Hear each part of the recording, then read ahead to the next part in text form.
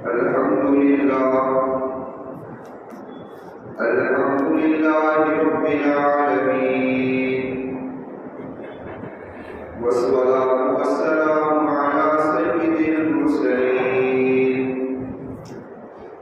وعلى آله وأصحابه أجمعين.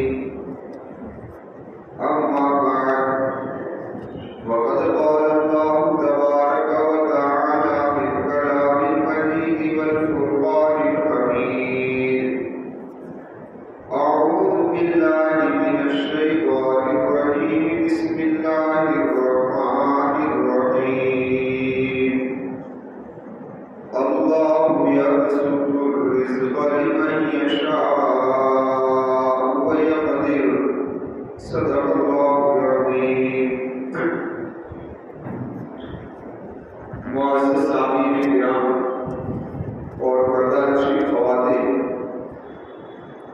قرآن کریم کی تعلیمات سے اور آقائے مبین و مدنی محمد رسول اللہ صلی اللہ علیہ وسلم کی احادیث مبارکہ سے یہ بات کھل کر سامنے آ رہی ہے کہ انسان کے پاس جو کچھ بھی ہے مال کے اعتبار سے اس کا حقیقی مالک صرف اللہ تبارک و تعالیٰ کے ہے، اس کے علاوہ اور کوئی نہیں. یہ دنیا کے جتنے اسباب ہے اور اس کی بھاگ دوڑ ہے، اس کا سارا کنٹرول اگر کسی کے ہاتھ میں ہے تو وہ رب کائنات کے ہاتھ میں. اسی طریقے سے اللہ تبارک و تعالیٰ جسے چاہتا ہے اسے مال دے کر مالدار بنا دیتا ہے، اور اللہ جسے چاہتا ہے اسے مال چھین کر بے سہارا بھی کر دیتا ہے. اسی لیے قرآن کریم میں اللہ تبارک و تعالیٰ نے فرمایا: اللہ یبسط الرزق لمن یشاء ویقدر. اللہ وہ ذات ہے کہ جس کے لیے چاہے رزق کو بڑھا اور جس کے لیے چاہے رزق کو گھٹا. اور ایک جگہ پر اللہ تبارک و تعالیٰ نے فرمایا: ما یفتح اللہ للناس من رحمۃ فلا ممسک لها وما یمسک فلا مرسل له من بعدہ وهو العزیز الحکیم. کہ جس کے لیے اللہ تبارک و تعالیٰ اپنی رحمت کے دروازے کو کھول دے تو اس کو کوئی بند کرنے والا نہیں ہے، اور جس کے لیے اللہ تبارک و تعالیٰ اپنی رحمت کے دروازے کو بند کر دے تو پھر اس کو کوئی جاری کرنے والا ہے. کہنے کا مقصد یہ ہے کہ کسی کی طاقت نہیں ہے کہ کسی کی دولت کو چھین لے یا کسی کی مالداری کو چھین لے. اللہ جسے چاہتا ہے اسے دولت دیتا ہے، اللہ جسے چاہتا ہے اسے دولت سے محروم کرتا ہے. اب قرآن کریم کی تعلیمات سے ہمیں جب اتنا پتہ چل گیا تو ہم اس نتیجے پر پہنچ سکتے ہیں کہ جو کچھ بھی دیا ہوا ہے وہ اللہ وحدہ لا شریک لہ کا دیا ہوا ہے. ہمارا کچھ نہیں ہے، ہم اس کے مالک ہیں. جب اتنی بات میرے اور آپ کے دمن کے اندر بیٹھ گئی تو پھر یہ سمجھنا بھی آسان ہے کہ اگر کسی آدمی نے کوئی امانت ہمیں رکھنے کے لیے دی ہو اور وہ امانت ہمیں سپورٹ کر دی جائے، ہمارے حوالے کر دی جائے، پھر اس کا کام بنا کبھی فون آئے اور فون کے ذریعے سے یہ کہے کہ بھائی میری امانت میں سے اتنا حصہ وہاں پر دے دو، تو ہمارے لیے دینا کوئی بوجھ بنتا نہیں. وجہ یہ ہے کہ ہم یہ سمجھ رہے ہیں کہ یہ چیز میری ہے ہی نہیں، میری نہیں، امانت ہے، اور جس کی ہے وہ مجھے کہہ رہا ہے کہ وہاں دینا ہے تو پھر دینے میں مجھے کیا دقت ہو. سارا مسئلہ وہی کہہ رہا ہے کہ ہم نے مال کو اپنا مال سمجھ لیا ہے، ہم نے اس کو اللہ کا مال سمجھا نہیں ہے. اس لیے سارے مسائل پیش آئے. اگر میرے اور آپ کے دل کے اندر یہ بات یقین کے ساتھ مل جائے یہ مال اللہ کا ہے اور بطور امانتاً میرے پاس ہے تو پھر اس کا خرچ کرنا کوئی مشکل کام نہیں ہے. اب ذرا غور کریں قرآن کریم کس انداز میں ہمیں خرچ کرنے کی ترغیب دے رہا ہے۔ قرآن نے جہاں بھی خرچ کرنے کا حکم دیا ہے کہ اللہ کے راستے میں خرچ کرو، وہاں ساتھ ساتھ کے اندر لفظ مین بھی لائے۔ مین کہتے ہیں کہ ہم نے جو کچھ کیا ہے اس میں سے تھوڑا بہت خرچ کرو، زیادہ نہیں۔ لفظ مین ہر جگہ پر آیا ہے، جہاں بھی خرچ کا حکم آیا، اللہ نے کہا کہ جو کچھ ہم نے امانت تمہیں دیا ہے اس میں سے کچھ خرچ کرو۔ اور عجیب بات تو یہ ہے کہ قرآن کریم کے بے شمار مقامات میں، سورہ بقرہ میں، سورہ نساء کے اندر، سورہ فاطر میں، سورہ ابراہیم میں، سورہ انفال میں، سورہ قصص میں، سورہ سجدہ میں، سورہ حدید کے اندر جتنے بھی مقامات پر اللہ تبارک و تعالیٰ نے خرچ کرنے کا حکم دیا ہے، وہاں ہر جگہ پر اللہ نے یہی کہا ہے۔ کہیں یہ کہا انفقوا مما رزقناکم، کبھی کہا ومما رزقناہم، کہیں کہا ينفقون مما رزقناہم۔ ہر جگہ پر اللہ نے ایک لفظ کہا کہ ہم نے تمہیں دیا ہے، ہم نے تمہیں دیا ہے، ہم نے تمہیں دیا ہے۔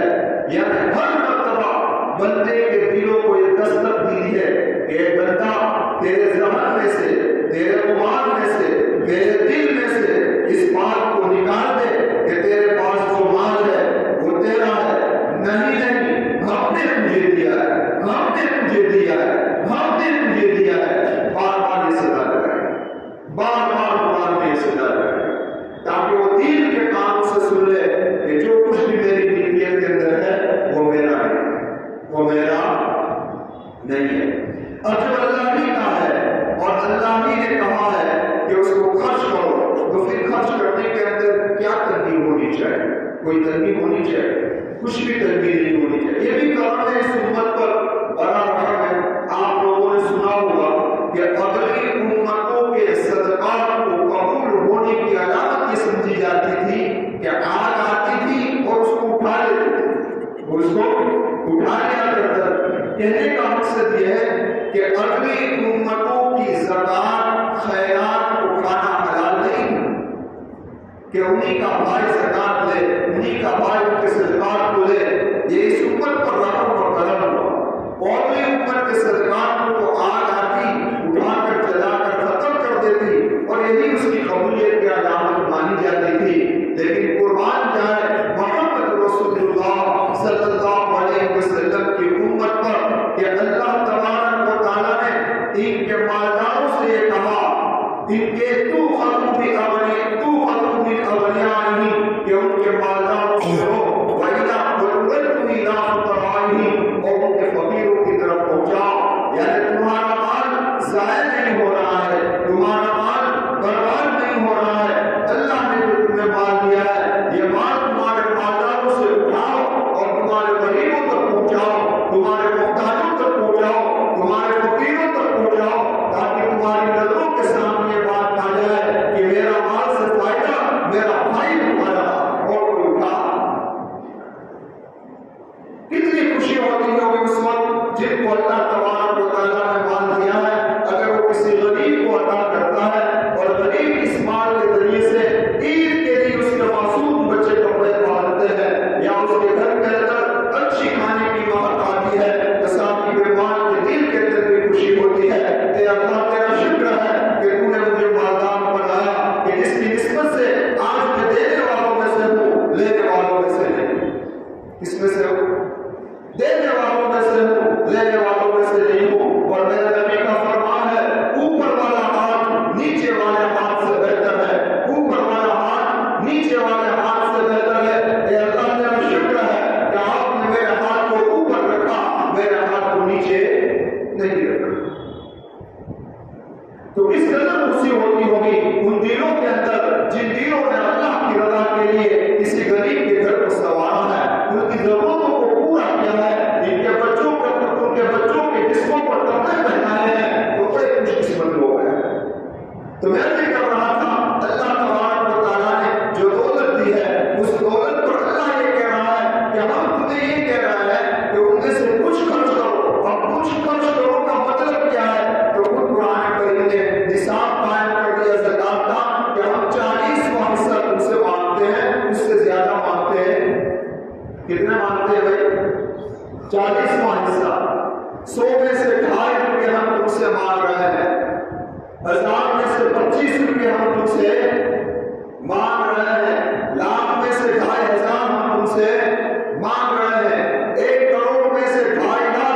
سے مانگ رہے ہیں اس سے زیادہ ہم تم سے مانگ نہیں رہے ہیں، اتنی رقم دے دو، باقی رقم تمہاری ہم محفوظ کر لیتے ہیں، اور باقی رقم سے تم چاہو نہ چاہو تو فائدہ اٹھا دے گا۔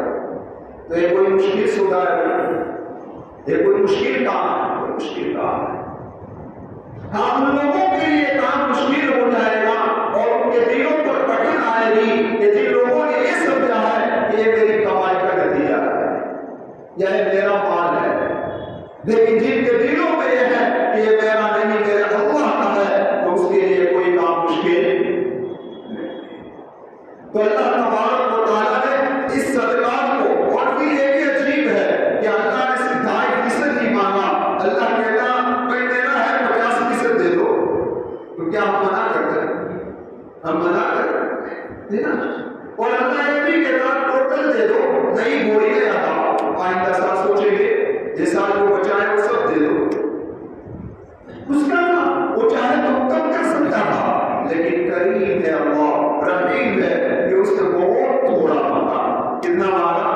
اور پھر مانگا بھی ایسا مانگا کہ تھوڑا دے دو، اور یہ تھوڑے دینے کے بعد تم کو دنیا میں بھی نہ فائدہ پہنچاؤ۔ دوسری عبادات تو ایسی ہے، نماز تو آخرت میں اس کا ثواب ملے گا، جنت کی یہ نعمت ہے نماز کے بدلے میں تمہیں دے دی جائے گی، روزہ تو آخرت میں اس کا فائدہ میں تمہیں دوں گا، باب الریان سے تمہیں داخل کر کر ایسے محلات تمہیں عطا فرماؤں گا۔ لیکن قربان جائے وہ مال کہ جو مال اللہ نے دیا، اس مال پر لگائی گئی زکات پر میں تمہیں آخرت میں تو اس کا اجر و ثواب عطا فرماؤں گا، لیکن دنیا میں بھی میں تمہیں محروم نہیں کروں گا، کیونکہ تم نے میرے بندوں کا خیال رکھا ہے، تم نے میرے غلاموں کا خیال رکھا ہے، تم نے میرے محتاجوں کا خیال رکھا ہے، تم نے میرے ضرورت مندوں کا خیال رکھا ہے، میں تمہیں دنیا میں بھی فائدہ دوں گا۔ دنیا میں کیا فائدہ دوں گا؟ تو کہا محمد رسول اللہ صلی اللہ علیہ وسلم کی زبان سن لو، جو آج کی زکات و صدقات کو عطا کرتا ہے، میرے محبوب فرماتے ہیں کہ صدقہ بلا سے آگے بڑھ جاتا ہے، صدقہ بلا سے آگے بڑھ جاتا ہے۔ اس کا مفہوم بیان کر رہا ہوں، پتہ ہے چلا کہ جن لوگوں کی عادت صدقہ دینے کی ہے، جن لوگوں زکات کو نکال رہے ہیں، اللہ تبارک و تعالیٰ ان کو مصیبتوں سے بلا ان سے کیا کرے گا؟ اس پر یہ اتنا بڑا فائدہ ہے کہ اس فائدے کو اگر آدمی سوچے اور غور کرے تو یہ سوچے گا کہ وہ اتنا بڑا فائدہ ہے، چاہے اتنا چاہے نقصان ہو جائے، لیکن میں اس کو برداشت کرنے کے لیے تیار ہوں۔ اگر کہا جائے کہ آپ 100 روپے دے دو کینسر سے محفوظ ہو جاؤ گے، آسان سودا ہے یہ سمجھا ہم مثال 100 روپے دے دو کینسر سے محفوظ ہو جاؤ گے، ہر آدمی خوشی خوشی 100 روپے دے دے گا۔ فرمایا صدقات نکالتے رہو، زکات دیتے رہو، بری بیماریوں سے اللہ تبارک و تعالیٰ تمہیں محفوظ کروائے، حالات سے مصیبتوں سے تکلیفیں ٹل جائے گی، اس صدقے میں اللہ نے اسے تعداد رکھی ہے۔ یہ دنیا کا فائدہ تو تمہیں ملے گا، آخرت میں کیا ملے گا؟ تو کہ آخرت میں سورہ فاتر میں اللہ تبارک و تعالیٰ فرماتے ہیں جو آدمی اللہ کے راستے کے اندر زکات کو دیتا ہے وہ اللہ کے ساتھ تجارت کر رہا ہے۔ کس کے ساتھ کر رہا ہے؟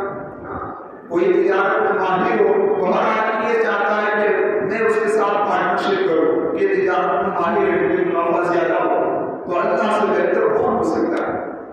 اللہ سے بہتر کوئی ہو سکتا ہے؟ فرمایا جس نے اللہ کے راستے کے اندر اپنی زکات کو دیا ہے اور صدقات کو دیا ہے وہ گویا اللہ تبارک و تعالیٰ کے ساتھ تجارت کر رہا ہے۔ فرمایا جس آدمی نے اللہ کے راستے میں صدقات و زکات کو دی، چاہے وہ چھوٹی سی ہو معمولی سی ہو، ایک کھجور ہو، کتنی؟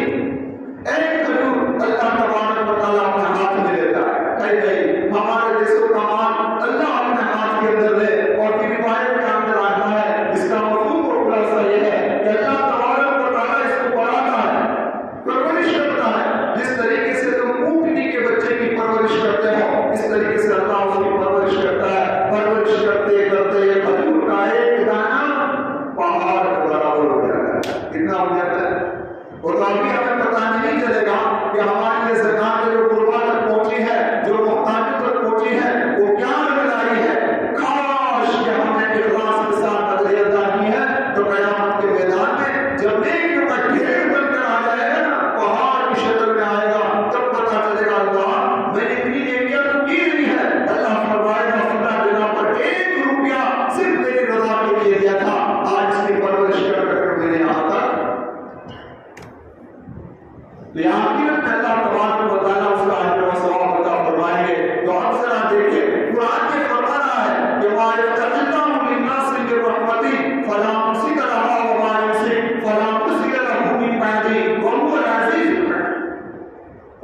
کریم کے الفاظ کو ذرا غور کریں کہ ہم اگر کس سے مال چھین لیں تو اس کو کوئی دینے والا تو ہمارا دیا ہوا ہے، ہم اسے چھین بھی سکتے ہیں، ہم اسے چھین بھی سکتے ہیں، ہم جس کو کسی سے چھین کر کسی کو دے بھی سکتے ہیں، تو اس سے پہلے تم اس کی قدر کرو، اس سے پہلے تم اس کی قدر کرو۔ اب ذرا دیکھو یہ زکات کے مسائل ہیں وہ تو انشاءاللہ آپ نے مجلسوں میں سنے ہوں گے، لیکن اللہ تبارک و تعالیٰ نے ساتھ ساتھ کے اندر یہ بھی حکم دیا ہے کہ تم اپنی زکات کو صحیح جگہ تک پہنچاؤ۔ کہاں تک پہنچاؤ؟ صحیح جگہ تک پہنچاؤ۔ ہر آدمی اور ہر چیز میں اچھائی کو پسند کرتا ہے۔ میں اپنا گھر بناتا ہوں تو میں چاہوں کہ میرا گھر اچھا بنے، میں کھانا بناتا ہوں تو میں چاہتا ہوں کہ میرا کھانا اچھا بنے، تو ہم کیوں نہ ہم اللہ کے لیے اللہ کے راستے میں مال خرچ کر رہے ہیں، تو ہمارا بھی جذبہ یہ ہو کہ میری زکات کی صحیح طریقے سے ادا ہو۔ اس لیے قرآن کریم نے ہر جگہ پہ یہی کہا ہے زکات کو کیا کہا؟ زکات کو دونے کا مطلب کیا ہے؟ تلاش کرو، ڈھونڈو۔ وَلْيَسْتَعْفِفِ الَّذِينَ قرآن کریم ایک جگہ پر ہے لَا يَسْأَلُونَ النَّاسَ إِلْحَافًا، صاف لفظوں میں کہا کہ تمہیں تلاش کرنا پڑے گا کہ مستحقین زکات کون ہے۔ عجیب اسلام کی تعلیم ہے، آپ ذرا غور کریں۔ سوال کرنے والے سے یہ کہا کہ سوال مت کرو، سوال کرنے والے سے کیا کہا کہ سوال مت کرو۔ وہ آدمی کہ جس کی ضرورت نہیں ہے اور بغیر ضرورت کے لوگوں سے سوال کرتا ہے، میرا محبوب فرماتا ہے قیامت کے میدان میں اس حال میں آئے گا کہ اس کے چہرے پر گوشت نہیں ہوگا۔ تو سوال کرنے والے سے منع کیا کہ سوال مت کر، دینے والے سے یہ کہا کہ ڈھونڈ ڈھونڈ کر وہاں تک پہنچا، تلاش کر کر کر وہاں تک پہنچا، تیری زکات، تیرے صدقات، تیرے عطیات ان کے گھروں پر پہنچا۔ لیکن ہمارے گھر خراب ہو چکے ہیں، ہمارے گھروں میں یہ بات ہے کہ یہ لوگ محتاج ہیں تو نکلتے کیوں نہیں ہیں؟ ہم کیا کہہ رہے ہیں؟ یہ لوگ محتاج ہیں، یہ لوگ ضرورت مند ہیں، ان کو پیسوں کی ضرورت ہے، تو پھر اپنے گھروں سے نکلتے کیوں نہیں ہیں؟ اپنے گھروں پر کیوں بیٹھے ہوئے ہیں؟ یہ میری اور تمہاری مختاری ہے۔ قرآن یہ نہیں کہہ رہا ہے جو مستحق ہے، اس سے قرآن نے کہیں نہیں کہا کہ جاؤ مانگتے پھرو، جاؤ لیتے پھرو، بلکہ دینے والوں سے یہ کہا کہ جاؤ ان کو دو۔ سمجھ آئے؟ ہاں، یہ جملہ ہمارے دہنوں میں گھوم رہا ہے، محتاج ہے تو مانتے کیوں نہیں ہیں؟ کیوں گھر پہ بیٹھے ہیں؟ آؤ ہمارے گھر پر سوالی مت کراؤ، ہمارے گھر پر بھکاری مت کراؤ۔ شریعت نے یہ تعلیم نہیں دی ہے، شریعت نے یہ تعلیم دی ہے تم تلاش کرو کون ہے، وہاں تک پہنچاؤ۔ وَأَبْصِرُوا الَّذِينَ لَا يَسْتَطِيعُونَ ضَرْبَ الْفِيَا يَحْسَبُهُمُ الْجَاهِلُ أَغْنِيَاءَ مِنَ التَّعَفُّفِ تَعْرِفُهُمْ بِسِيمَاهُمْ لَا يَسْأَلُونَ النَّاسَ إِلْحَافًا۔ کتنے سخت انداز میں قرآن نے بیان فرمایا ہے۔ تو یہ بھوت نکال دو، ہاں یہ خیال نکال دو کہ سب بھکاری بن کر میرے گھر پر آئے، سب مانتے ہوئے میرے گھر پر آئے، یہ خیال نکال دو، یہ میری اور آپ کی ذمہ داری ہے۔ وآتوا الزکاۃ، اللہ نے کہا زکات دو۔ ہاں نماز فرض ہے یا نہیں ہے؟ کیا مسجد ہمارے گھر پر آتی ہے؟ مسجد ہمارے گھر پر آتی ہے؟ نہیں، مسجد ہمارے گھر پر نہیں آتی ہے۔ نماز ہم پر فرض ہے تو ہم مسجد میں جاتے ہیں اور نماز کو ادا کرتے ہیں۔ تو جس طریقے سے نماز فرض ہے اس طریقے سے زکات بھی کیا ہے؟ زکات بھی کیا ہے؟ فرض ہے۔ عجیب بات مولانا عمر صاحب پالنپوری رحمۃ اللہ علیہ نے فرمائی کہ دیکھو مسجد میں ایک فرض ادا کرنے کے لیے ہم مسجد میں جا رہے ہیں تو مسجد کا احترام ہے یا نہیں ہے؟ مسجد کا احترام ہے یا نہیں ہے؟ ہم ادب کرتے ہیں یا نہیں کرتے؟ کرتے ہیں، کیونکہ مسجد ہے، وہاں ہم فریضہ ادا کر رہے ہیں۔ حالانکہ یہ تو مٹی کی بنی ہوئی ہے، یہ تو پتھر ہے، یہ تو سیمنٹ ہے، یہ تو لوہا ہے، یہ ایسی بے شعور چیزیں ہیں کہ اس کے اندر کوئی شعور نہیں ہے۔ تو کوئی ایک فرض ادا کرنے کے لیے ایک جگہ پر جا رہا ہے جو پتھروں سے بنی ہوئی ہے، تیرے دل کے اندر اس کا احترام ہے، اس کا احترام ہے، اس کی عزت ہے، اس کا ادب ہے، تو بھائی تو فرض ادا کرنے جس طریقے سے نماز کو جا رہا ہے اس طریقے سے زکات بھی فرض ہے، تو اس کے ادا کرنے کی جگہ یہ غریب ہے، یہ مسکین ہے، یہ یتیم ہے، یہ بیوہ ہے، یہ فقراء ہے، تو اس کا احترام بھی تیرے دل میں ہونا چاہیے۔ ہاں، اس کا ادب بھی تیرے دل میں ہونا چاہیے، اس کی عزت تیرے دل میں ہونی چاہیے، اس کا مقام تیرے دل میں ہونا چاہیے، تو اسے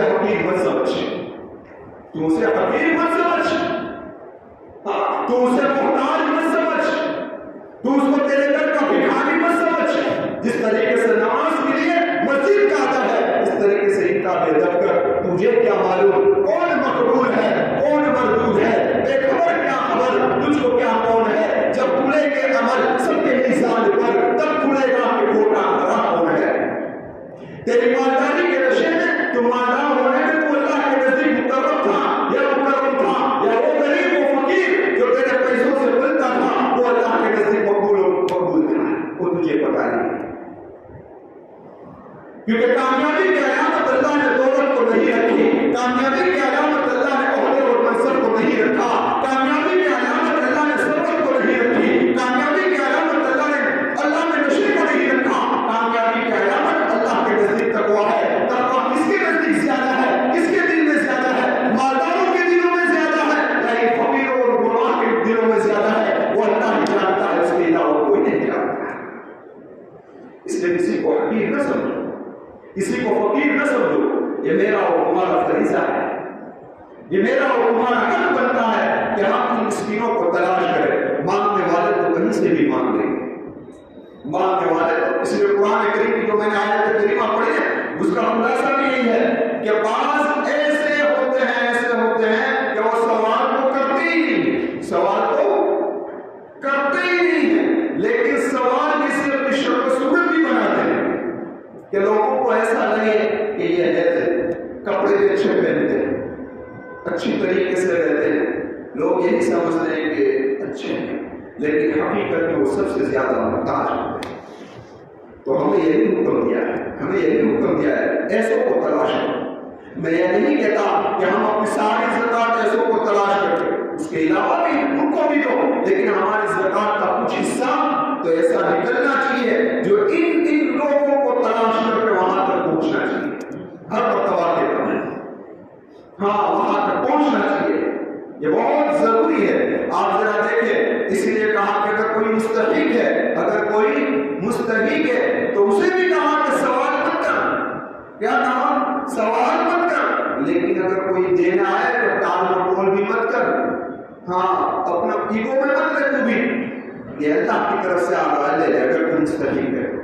اس لیے شریعت نے یہ بھی تو کہا ہے زکات دیتے وقت آپ کسی کو یہ کہیں کہ میری زکات کی رقم ہے تو کہ آپ اس وقت کہو کہ جب آپ کو پتہ نہ ہو کہ یہ مستحق ہے کہ نہیں، تو آپ کہو کہ میری زکات کی رقم لیجیے، تو اگر وہ مستحق ہوگا تو لے گا، اگر مستحق نہیں ہوگا تو نہیں لے گا۔ لیکن جس آدمی کے بارے میں آپ کو یقین ہے کہ یہ حقیقت میں مستحق ہے تو اس کو ہدیہ کر کے بھی دے دو، کیونکہ آپ کے زکات کے لفظ سے اس کو تکلیف ہوگی تو اللہ یہ بھی برداشت نہیں کرتا، اللہ یہ بھی برداشت نہیں کرتا کہ کسی کی عزت مجروح ہو جائے، کسی کی عزت داغدار ہو جائے، تو شریعت نے کہا ہدیہ کر کے دے دو تاکہ اس کی ضرورت پوری ہو جائے۔ تو میں باقا آپ سے کہتا ہوں یہ بھی دعا کرنے کی ضرورت ہے۔ ہم دعائیں تو بہت مانگتے ہیں، یہ بھی دعا مانگے کہ اللہ مجھے توفیق دے کہ میں صحیح طریقے سے زکات نکالوں۔ پہلے کوئی بات یہ ہے کہ ہماری زکات صحیح نکلتی یا نہیں، یہ پہلا مسئلہ ہے۔ تو پہلے تو اپنے آپ کو اللہ کے حوالے کر دیں کہ اللہ مجھے صحیح طریقے سے زکات نکالنے کی توفیق دے، اور پھر اللہ سے مانگے اے اللہ اس کو صحیح جگہ تک پہنچانے کی توفیق دے۔ اے اللہ کون زیادہ ضرورت مند ہے میں نہیں جانتا، تو ہی جانتا ہے، تیرے سوا کوئی نہیں جانتا، میری یہ زکات صحیح جگہ تک پہنچ جائے، ایسی شکل صورت پیدا ہو۔ مانگیں گے انشاءاللہ۔ یہ بنانے سے سفرا جو آ رہا ہے یا آپ لوگوں سے وصول کرنے کے لیے آ رہے ہیں، یہ بھی کوئی یہ حقیقت میں قابل تعظیم لوگ ہیں، قابل تعظیم لوگ ہیں، ان کو حقیر نہ سمجھو۔ ہم نے ان کو حقیر سمجھ دیا ہے، کوئی اس کو زبان سے تکلیف دے رہا ہے، کوئی ہاتھوں سے دے رہا ہے، کوئی تانے دے کر دے رہا ہے، ارے وہ تو بیچارے ایک تنخواہ کے لیے آ رہے ہیں، ایک ادارے کے لیے آ رہے ہیں، ان کا مقام ہمارے دل میں ہے۔ شریعت نے کہا ہے اگر ہے تو عزت کے ساتھ ہو، ٹال مٹول بھی مت کرو۔ شریعت کا حکم ہے کہ اگر کسی غریب کو آپ کو دینا ہے، کسی سفیر کو آپ کو دینا ہے تو بار بار رات کو آنا، کل آنا، 3 دن بعد آنا، کیوں چکر لگاتے ہو؟ جب دینا ہی ہے تو پہلی مرتبہ میں دے دو، جب پہلی مرتبہ میں دے دو، کیوں اس کو بار بار پریشان کر رہے ہو؟ اور اگر آپ کا جی نہیں چاہتا اور آپ کا دل مطمئن نہیں ہے تو پیار و محبت سے منع کرو، لیکن تانا مت دو، ستاؤ مت اسے، پیار و محبت سے منع کر دو۔ اور ساتھ ساتھ شریعت کا دیکھیے، اسلامی شریعت ہے نا، دونوں طرف سے اور لینے والے کو بھی یہ کہا، جو لوگ کلیکشن کرتے ہیں زکات کا، چاہے وہ تنظیم ہو، چاہے وہ کوئی کام کرنے والی کمیٹی ہو، اسے بھی کہا ہے کہ تم نے لوگوں کی زکات کو وصول کیا ہے اور تم امین بنے ہو لوگوں کی زکات کے، تو اس کو صحیح جگہ پر خرچ کرو، ورنہ تمہاری بھی گرفتاری ہو، تم بچو گے نہیں، کیونکہ تم کو امین بنایا ہے لوگوں نے اپنی زکات دے کر۔ اب تمہاری ذمہ داری ہے کہ اس کو صحیح جگہ پر لگاؤ۔ اللہ سے دعا کرتا ہوں اللہ پوری امت کی زکات صحیح طریقے سے نکل جائے اور امت کے صحیح مستحقین اور غربا تک پہنچ جائے۔ اللہ ایسے شکل صورت پیدا فرمائے۔ آمین وآخر دعوانا